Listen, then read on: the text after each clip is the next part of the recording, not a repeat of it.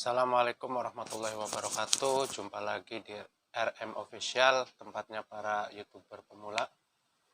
Jadi pembahasan siang hari ini sangat penting ini ya.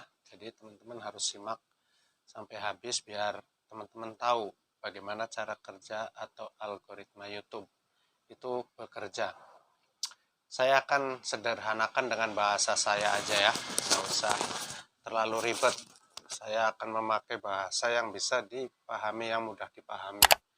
Karena algoritma atau sistem kerja YouTube itu sebenarnya mudah kita pahami.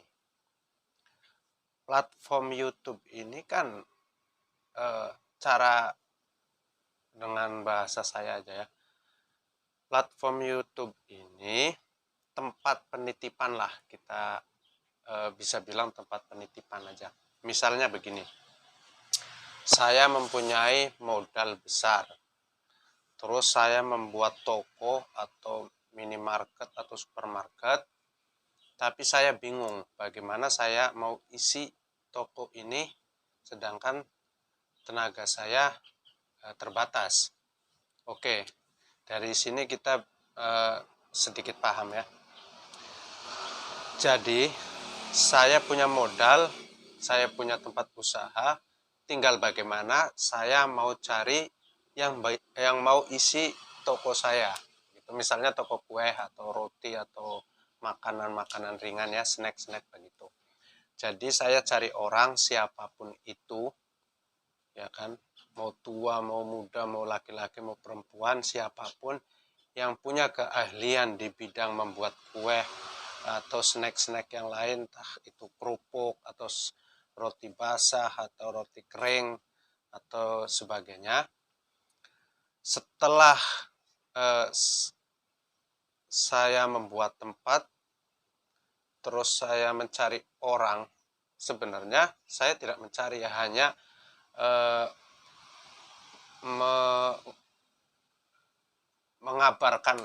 mengabarkan ke siapapun yang mau mengisi dagangan di toko saya, maka saya akan terima apapun jenis dagangannya atau jenis barangnya, saya akan tampung, kan begitu. Nanti dari mana keuntungan saya atau keuntungan orang yang menitipkan barang? Nah, begitu sederhananya YouTube ini ya. Jadi misalkan ada si A nitipkan keripik singkong atau keripik pisang. Oke, udah didesain dengan tampilan bungkusan, pokoknya dengan kemasan yang sangat menarik, baru dititipkan di toko saya. Ada lagi si B, si C sampai si Z menitipkan dagangannya di tempat saya. Apakah saya akan pilih-pilih makanan mana yang saya akan pajang di baris paling depan? Tidak, saya akan pajangkan semua satu baris ya. Maksudnya nggak ada yang saya bedakan, oh ini harus sebelah sini, oh ini enggak. Saya akan tawarkan semua barang yang dititipkan ke saya dengan harapan nanti pelanggan bisa melihat semua produk yang ada di situ. Oke. Setelah banyak orang yang nitip barang, maka tugas saya mencari pelanggan. Setelah pelanggan masuk ke toko saya, maka pelanggan akan melihat produk mana yang dia sukai, produk mana yang dia minati. Otomatis dia lihat dulu kemasannya, oh ini menarik, oh keripik pisang ini kayaknya enak nih. Nah, ada lagi satu pelanggan lagi yang mungkin nggak suka keripik pisang tapi suka kue basah misalnya, oh ini dari tampilannya sih enak nih kayaknya. Nah, begitu juga seterusnya dengan pelanggan yang lain dengan selera yang berbeda. Oke, setelah saya promosikan, setelah saya sodorkan ke pelanggan bahwa ini loh barang yang ada di toko saya, silahkan kalian pilih. Yang jadi pusat perhatian pertama itu kemasan.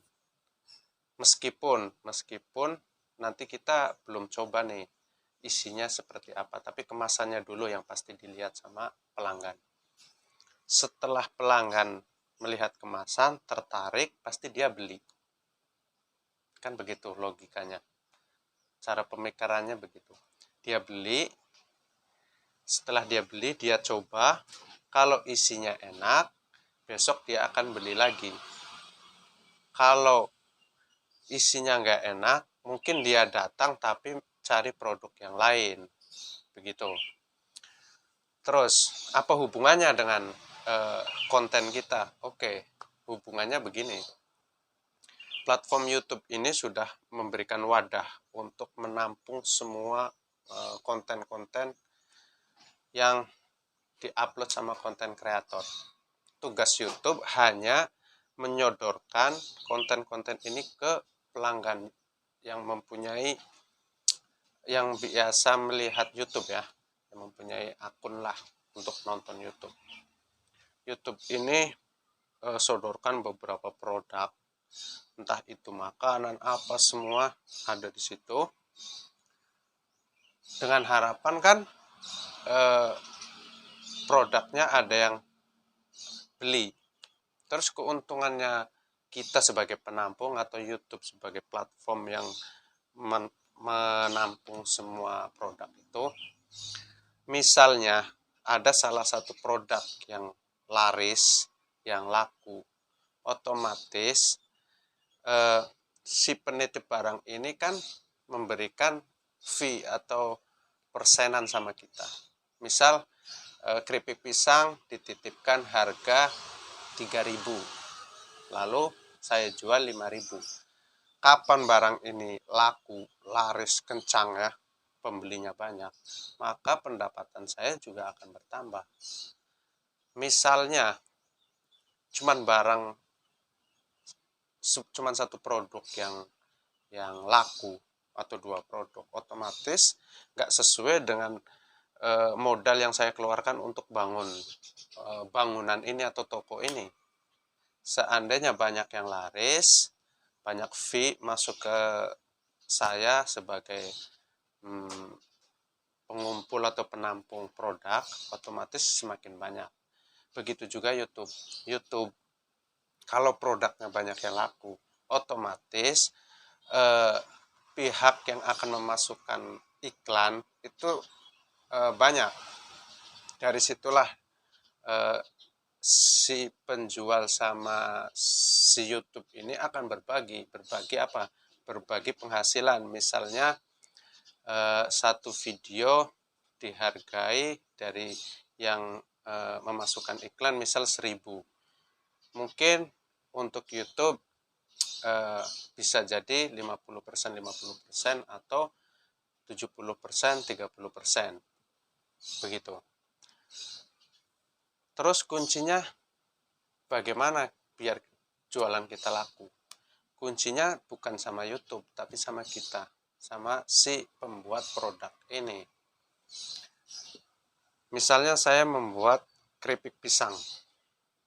Yang pertama, saya harus membuat kemasan semenarik mungkin. Kemasan ini bisa disederhanakan jadi thumbnail ya. Jadi thumbnail.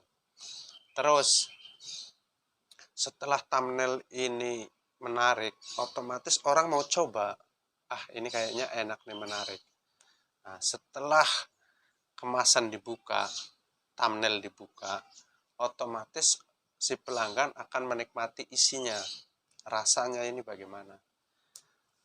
Begitu juga video. Setelah orang melihat thumbnail bagus terus buka video, kalau video ini bermanfaat, menghibur, atau memberikan edukasi, otomatis orang itu besok akan beli lagi, datang lagi ke toko itu, terus mau beli produk yang sama karena dia sudah nyobain rasanya. Begitu juga video. Setelah dia buka video kita, dia suka, dia terhibur, dia tertarik, dia akan nungguin video kita yang akan masuk lagi, yang baru lagi, begitu seterusnya. Jadi platform YouTube ini disederhanakan aja begitu teman-teman. Kita pakai perumpamaan yang bisa dicerna, yang gampang dicerna begitu. Jadi tugasnya apa biar video kita laku? Ya video kita laku tugasnya itu tadi, memperbaiki kemasan, menjaga rasa, biar si pelanggan itu tertarik, biar pelanggan itu suka sama produk kita begitu. Kalau produk kita sudah disukai, sudah berlangganan, otomatis mereka akan